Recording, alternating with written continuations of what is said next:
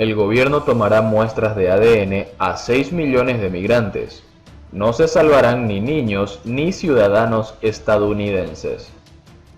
El Departamento de Seguridad Nacional podrá pedir además registro de voz y escaneo de iris y rostros. Las pruebas podrían repetirse todos los años y costar casi $100.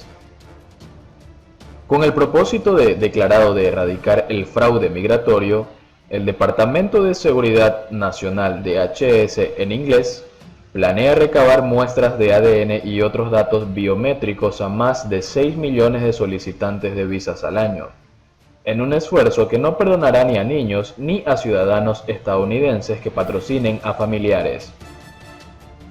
El DHS publicó este viernes un reglamento que, una vez implementado y a menos que sufra cambios, afectará a todos los solicitantes de visa y green cards de reunificación familiar.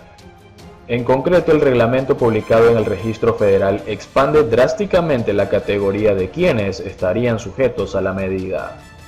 El tipo de datos biométricos requeridos incluyen pruebas de ADN, registro de voz y escaneo de iris y rostros, y cada cuándo deben entregarlos.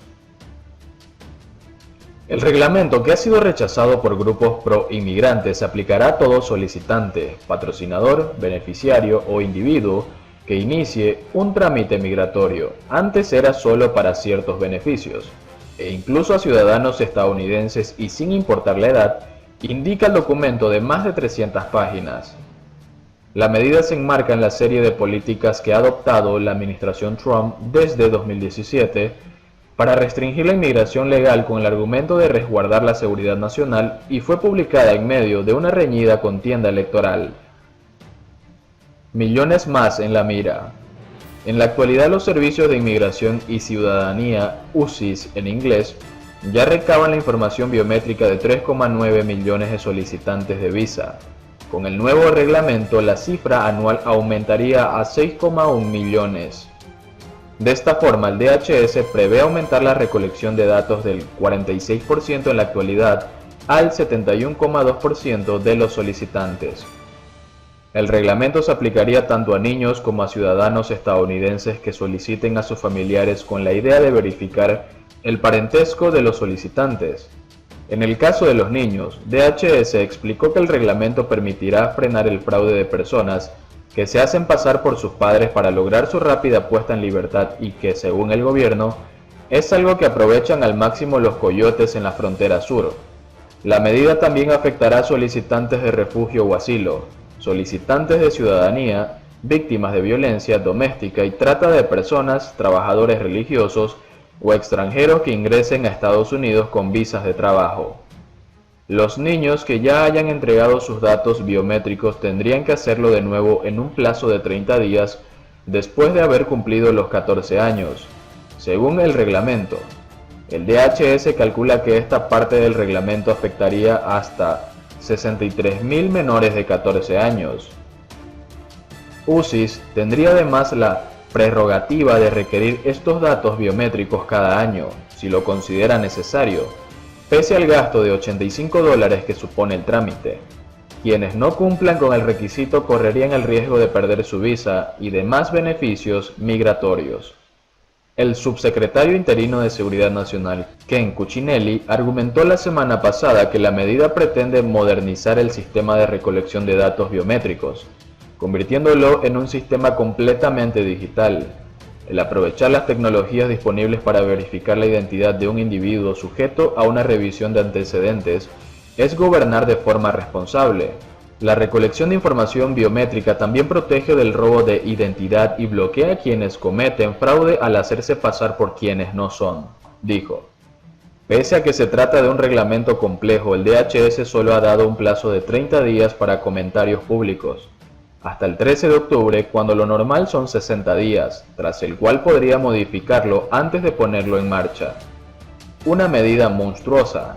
Grupos defensores de los derechos de los inmigrantes acusaron a la administración de excederse y violar la vida privada de las personas, y no descartan una posible batalla en las cortes para frenar el reglamento una vez puesto en marcha.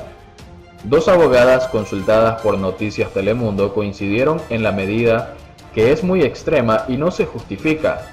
especialmente porque no hay indicios de un fraude migratorio significativo desde que el sistema de huellas dactilares pasó a formato digital. Nada le impide a UCIS pedir estos datos cada año a cualquier extranjero, incluso a un residente legal que lleva muchos años establecido en este país, mientras no obtenga la ciudadanía, señaló Sarah Pearce, analista del Instituto de Política Migratoria MPI en inglés. A todos debería preocuparle que ahora nadie quedaría a salvo de este requisito, ni siquiera los niños. Es una medida extrema, invasiva, y no hay nada que la justifique, enfatizó. Por su parte, Jill Bussey, directora de abogacía del grupo Clinic, consideró que se trata de una medida monstruosa y supone una vigilancia indefinida, tanto de inmigrantes como de ciudadanos, aunque no sean una amenaza a la seguridad nacional. El gobierno mantiene esta terrible narrativa de este fraude y abuso rampante del sistema para adoptar una política que creemos agravará el retraso en los trámites de UCIS. Esta medida busca infundir miedo y reducir la inmigración legal y va a afectar a la gente más vulnerable que huyen de la persecución, agregó. Los residentes legales tienen que someterse a esto hasta obtener la ciudadanía, pero también los ciudadanos tendrán que someterse a esta vigilancia si quieren traer a sus familiares, subrayó. Florida autorizó la reapertura de bares y cervecerías, pero en Miami-Dade y Broward seguirán cerrados.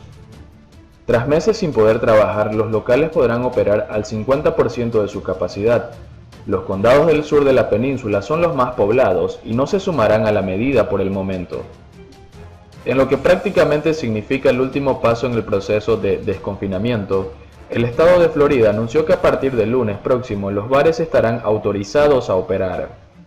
Kelsey Bichers, el secretario del Departamento de Regulaciones Profesionales y Comerciales de Florida, anunció a través de un mensaje en la red social Twitter que a partir del 14 de septiembre Florida rescindirá la Orden Ejecutiva 29, emitida a comienzos del verano boreal, que exige a los bares y cervecerías que no tengan licencia para vender alimentos cerrar sus puertas en respuesta a los altos números de contagio de coronavirus que se registraron en esta región de los Estados Unidos.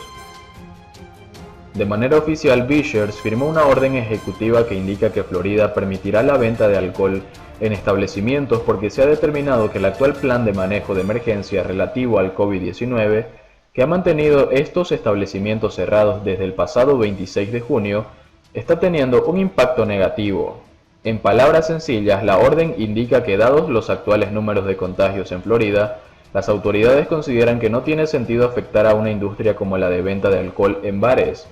El único dato concreto otorgado por el Estado hasta el momento es que se le exigirá a los dueños de los bares y cervecerías que operen al 50% de su capacidad.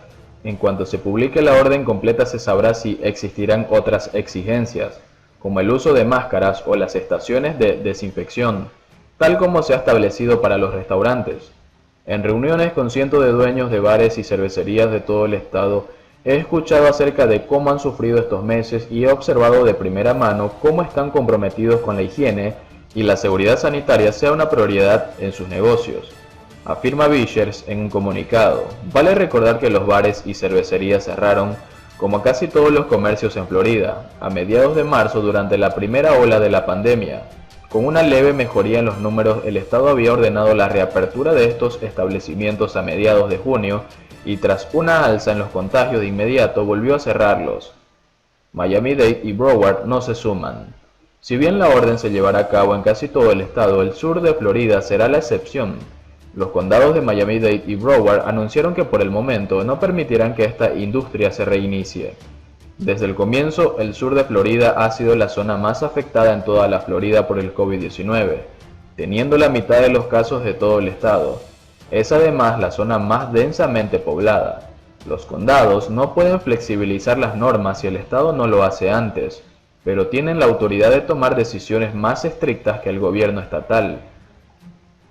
Los alcaldes de Miami-Dade y Broward habían anunciado tiempo atrás que los bares reabrirían cuando el porcentaje de contagios en su región estuviera por debajo del 5%.